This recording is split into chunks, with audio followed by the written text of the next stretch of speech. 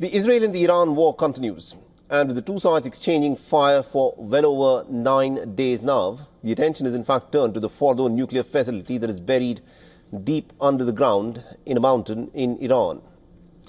Reports say that possibly only one weapon may have the capabilities. We do not know for sure whether it will. It may have the capabilities to penetrate deep inside to target the nuclear facility. And this, of course, is the GBU-57 massive ordnance penetrator that is known as a bunker buster.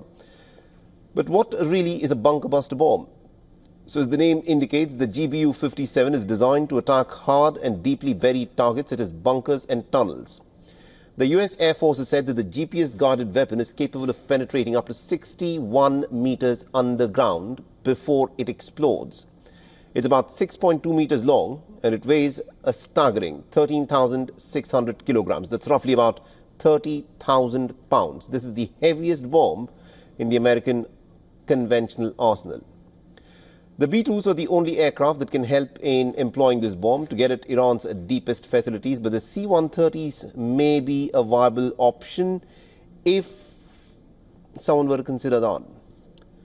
Now, the C-130, built by Lockheed Martin, is an American four-engined turboprop military transport aircraft that is designed and built by the Lockheed Martin. It's capable of using unprepared runways for takeoffs and landings.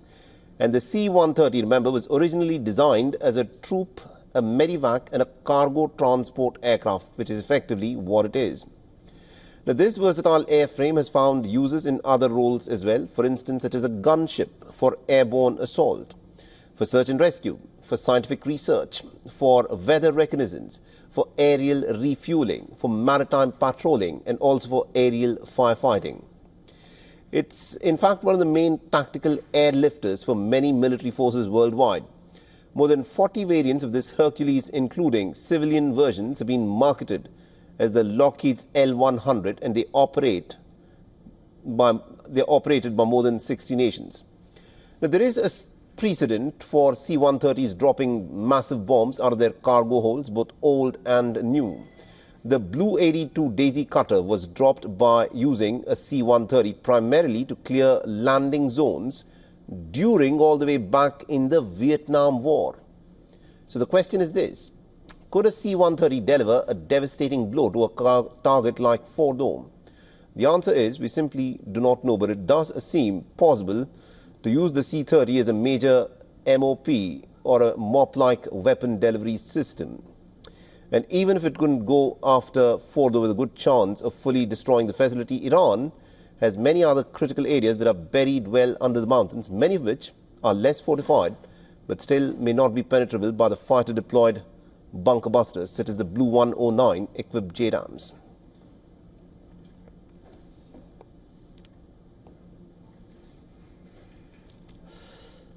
All right, now we're joined on the broadcast by Mr. Adrian Calmel, who's a fellow at the Arabian Peninsula Institute, terrorism and Middle Eastern scholar, and also the author of a forthcoming book on Hezbollah.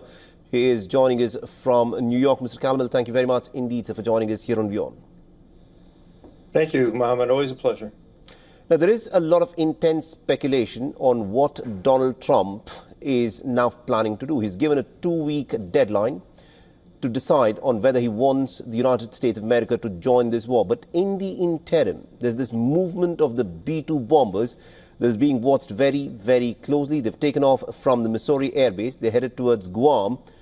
In your assessment, is this America's opening gambit to join the war, or is this just posturing?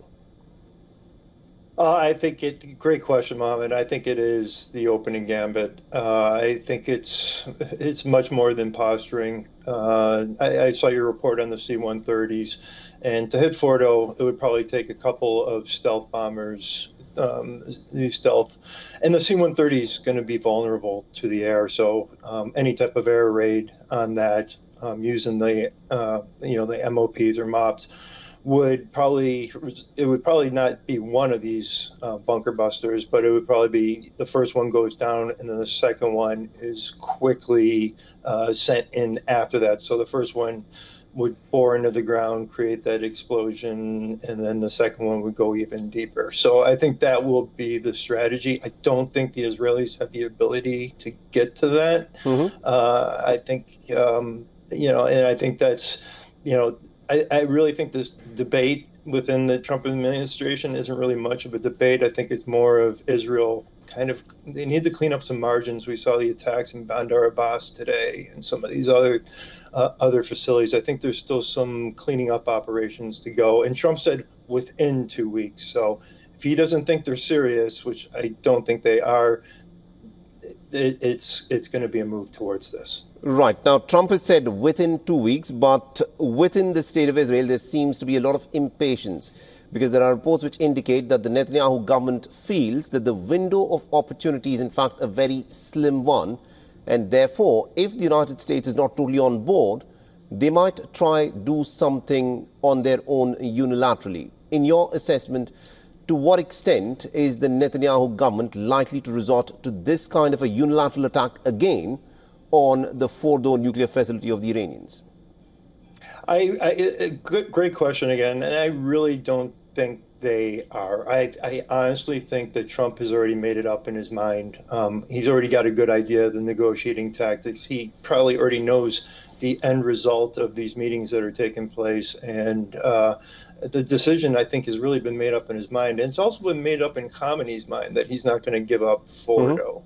So that's, again, this was always, two locomotives coming down the train track without an off-ramp. Right. Now, Fordo is just one of the many nuclear facilities that the Iranians have. Another one that is under a lot of focus is the Bushehr nuclear plant that the Iranians have. Now, there are reports that anywhere about 150 Russian engineers and technicians reportedly work there. The IAEA chief, Rafael Grossi, in his assessment had said that striking the Bushehr nuclear power plant would result in a radioactive leak which could cause a disaster something like the Chernobyl radioactive leak disaster. With that being the context, do you think the Israelis and the Americans are doing the right thing by trying to bomb nuclear facilities, which is quite clearly in contravention of international law? Well, there's basically two sites, I believe, that you're bringing up, rightfully so, that Bushehr is one of those sites that is considered off limits, or at least it's going to be an afterwards operation, and it's going to be dismantling of the program because there is that risk of radiation. The two facilities that everybody was really concerned about as far as enrichment reprocessing, that's Natanz. That one's been dealt with pretty effectively, and the last one on the radar is Fordo. Some of the other plants like Iraq, Isfahan, there weren't these risks of radioactive leaks, and they were being used for storage, dual-use technology. Even though they'll say it was for medical purposes, that's always the starter. Right. The starter mix towards that nuclear weapon. Right. Now, for Donald Trump, there is a lot of pressure from within his own party because he got elected on the promise that he'd put America first in his foreign policy. And a lot of the MAGA supporters say that by getting involved in a war that was started by the state of Israel, the United States of America would not be staying true to the idea of putting America first. And a lot of MAGA supporters also say that if Donald Trump were to take the United States into this war, it would be a betrayal of his idea of America first. How does Donald Trump, with that, now keep his flock together to ensure that this rift which exists within the Republican Party does not spill over? Well, honest to God, I think he'll keep that flock together. They are very boisterous, this group of America First. They believe that the Islamic Republic and protecting us from a nuclear-armed Islamic Republic isn't America first and keeping America safe. Well, I'm going to tell them that it actually is. So you hear, the Tucker Carlsons, there's a very heavy influence operation going by influencers to push in this divide within the MAGA base. I do think it is also the strikes. You have seen some Democrat senators and congressional members coming out, and supporting Trump on this. So I think it's kind of reached across aisles to a certain degree. But the Right. vocal bass you hear, it's a lot of noise as far as what I'm concerned. All right. We'll have to leave there. Thank you very much indeed, Mr. Campbell, for joining us with that perspective there. Always a pleasure. Thank you, Mohammed.